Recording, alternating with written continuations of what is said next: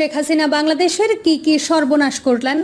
1 লক্ষ জীবনের বিনিময়ে অর্জিত বাংলাদেশের স্বাধীনতা ও সার্বভৌমত্ব শুধু নিজের স্বার্থের কারণে ভারতের হাতে তুলে দিয়ে এদেশকে ভারতের কলোনি বানিয়ে রেখেছেন। অর্জন করেছে এ শতাব্দীর ঘসেটি বেগম খেতাব।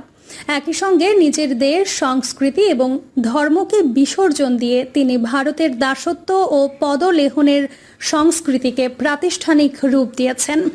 2 মুক্তিযুদ্ধকে নতুন বয়ানে বানিয়ে ফেলেছেন একটা ইন্ডাস্ট্রি, পৈতৃক সম্পত্তি এবং জোন অফ করাপশন। চরম বৈষম্যের কোটা ব্যবস্থা, দলীয় কর্মীদের প্রায় 1 লক্ষ ভুয়া মুক্তিযুদ্ধ সনদ প্রদান এবং বিসিএস পরীক্ষায় প্রায় 1.5 শতক ধরে আবেদ আলীদেরকে দিয়ে প্রশ্ন ফাঁসের লুক্রেটিভ ব্যবসা সম্প্রসারণ করে এদেশের অধিকাংশ মানুষের বুকে যে বঞ্চনার লেলিহান দাবানল তিনি জ্বালিয়ে দিয়েছেন,